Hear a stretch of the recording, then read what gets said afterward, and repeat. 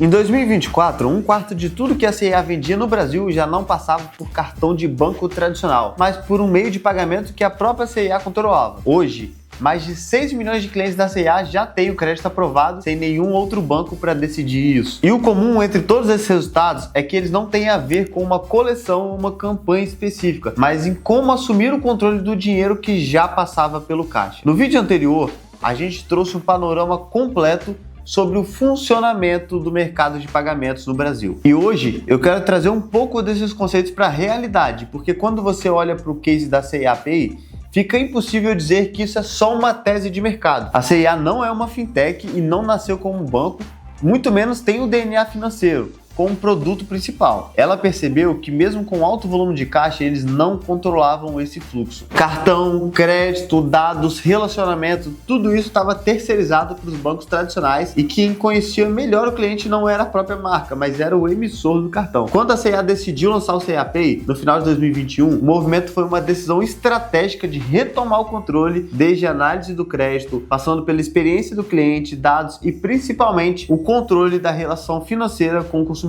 A C&A Pay nasceu 100% digital, sem cartão físico, integrado direto ao aplicativo da marca, com adesão rápida, uso simples nas lojas e no e-commerce, e sem anuidade. Mas a grande questão não está na funcionalidade em si, mas no efeito disso na operação.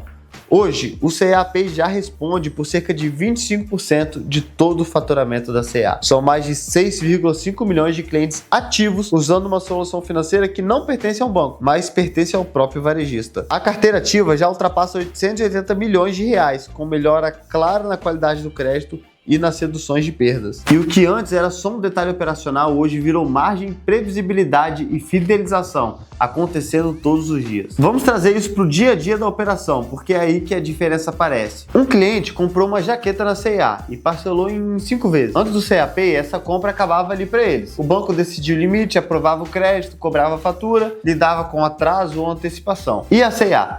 Ela sabia da venda, mas a relação financeira seguia com um outro player do segmento. Quando essa mesma jaqueta passa a ser comprada usando um meio de pagamento próprio, o cenário todo muda. A C&A passa a acompanhar aquelas 5 parcelas, entende se o cliente paga em dia, se antecipa, se estoura limite, se responde melhor a parcelamento curto ou de longo prazo. E com isso, consegue ajustar crédito, oferta e incentivo com base no comportamento daquele consumidor. Agora, as 5 parcelas viram interações financeiras, novos pontos de contato e decisões que deixam de ser terceirizadas. Multiplica isso por milhares de compras ao longo do ano e você entende porque isso vira uma frequência maior, fidelização mais forte e margem construída ao longo do tempo. Quando a C&A puxa esse controle para dentro, o impacto também aparece na relação cliente e marca. O comprador tem uma experiência única, fazendo tudo em um único lugar. Comprar e pagar andam juntos, no mesmo ecossistema. Crédito, limite, benefício e cobrança passam a falar a mesma língua da marca, isso reduz o atrito e melhora a percepção de valor sobre a marca. Do lado operacional, vários problemas até então inevitáveis começam a desaparecer. Menos dependência de políticas externas de crédito, mais visibilidade de recebimento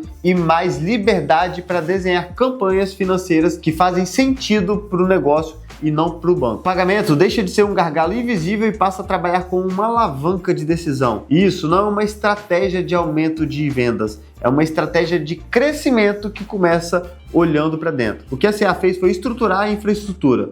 Ela deixou de ser apenas usuária do sistema financeiro e passou a operar a partir dele. E mesmo que isso pareça um movimento exclusivo de poucos negócios, na verdade é uma realidade que muitos players já vêm adotando para suas empresas. O case do C&A Pay é muito parecido com o Banco Carrefour, que hoje é um dos maiores emissores de cartão de crédito do país. Nós já explicamos esse caso aqui no canal, é só clicar aqui em cima para assistir. Mas tem algo que é bem interessante de observar também por alguns outros motivos. Ainda existe muita ideia de que o pagamento é apenas uma etapa operacional dentro de um ciclo de jornada de compra. Mas se você for pensar bem, ele pode ir além disso e virar uma ferramenta estratégica. Tem uma lógica muito enraizada na maioria das empresas que diz o seguinte: primeiro você vende, depois você faz o marketing, depois você escala e lá no fim resolve o financeiro para dar conta disso tudo. E quando o fluxo financeiro é terceirizado, essa lógica até parece natural, mas quando ele passa a ser controlado internamente, ela começa a se inverter. Vamos imaginar 2 empresas iguais vendendo o mesmo produto com o mesmo preço e o mesmo volume.